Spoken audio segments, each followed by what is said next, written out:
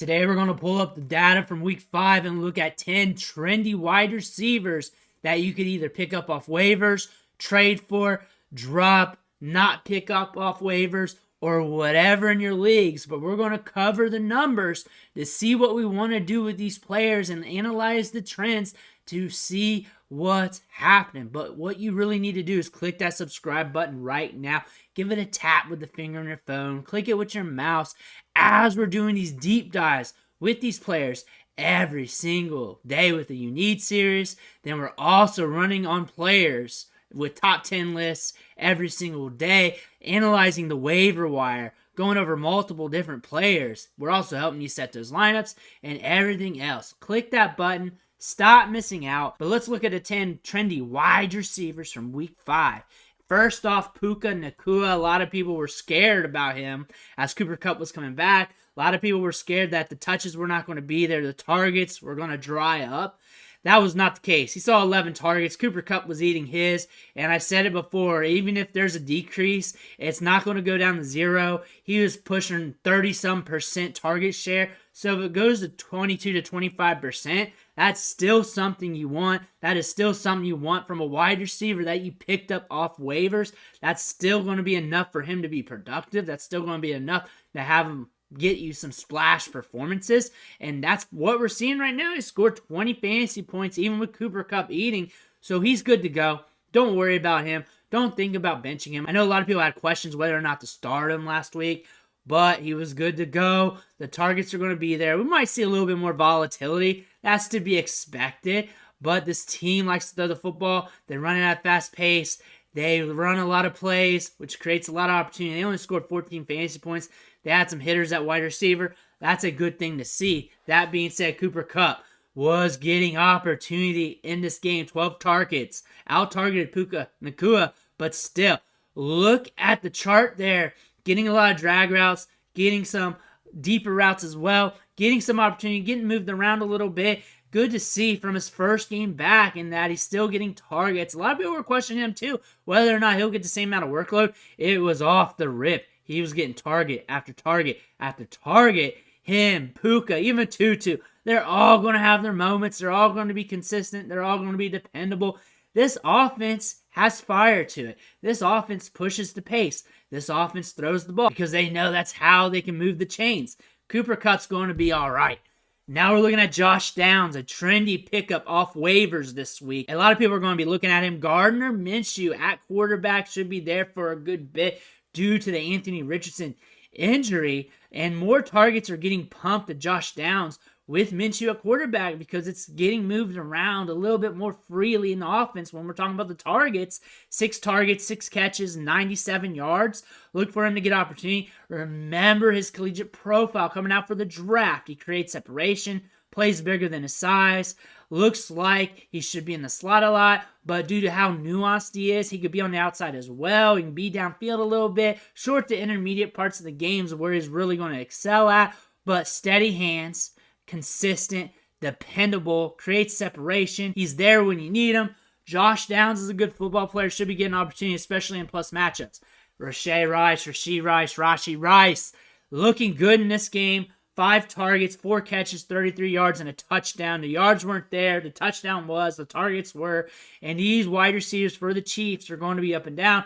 We talked about him as a waiver wire get last week because you want a piece of the Chiefs offense and you don't know which Chiefs wide receiver is going to have their moment. And considering he was leading wide receivers on the Chiefs in targets and target share going into this week, that was a guy you probably want to put a chip on and you want to take some opportunity at and look at his fantasy production throughout the year. 11 points, 4 points, 10 points, 6 points, 13 points. So it's every other game. He's getting you double-digit production. So he's a guy you can play the matchups with. You're hurting at wide receiver. Bye weeks are coming. Someone released him to the waiver wire. He's sitting there. You may want to look at. It's not going to be pretty because this passing game for the Chiefs, although from a macro standpoint is pretty, and the micro, looking at the wide receivers from player to player, it's going to be up and down. And a guy like Rice, though, could have some splash moments, which could help you in a bind. Now we're looking at Jordan Addison. We should see a kick up in targets because Justin Jefferson had a hamstring injury. We don't know what that's going to be, how long that's going to make him out, if at all. But 9 targets, 6 catches, 64 yards, and a touchdown. He's been consistent this year. He's been scoring at a good clip. 16 points, 16 points, 11, 18. He's been dependable. He's transitioned well to the NFL game. A good rookie wide receiver with getting volume in a high volume passing offense that's very explosive, that needs to push the ball downfield in the passing game. He's getting more opportunity each game, getting a higher snap share. This is a player you're going to want on your team, and I doubt you can trade for him anymore. I think the price is going up as people see what happened to Jefferson with the hamstring issue. So that window is closed. Should have done that earlier. Should have drafted him. But Jordan Addison, nonetheless, in a good spot. Curtis Samuel, another waiver wire dandy. Go look at the Commanders' box scores. The last couple weeks, look at the guys catching passes. It is this long. And that's an indicator that they're spreading it around a little bit. And Samuel's getting some opportunity. The last few games, 7 targets, 8 targets, 4 targets. Started the season off with 5 targets and then 3-target game in week 2. Thing about that, it's up and down, as you would guess with this team. But he's getting a foothold in this passing offense. Dotson's not getting it done. Someone's got to get it done. He's got 4.3 speed. He's explosive. Gets you yards after the catch. He's a player that you're picking up off waivers, and you should not expect him to be dependable or consistent from week to week.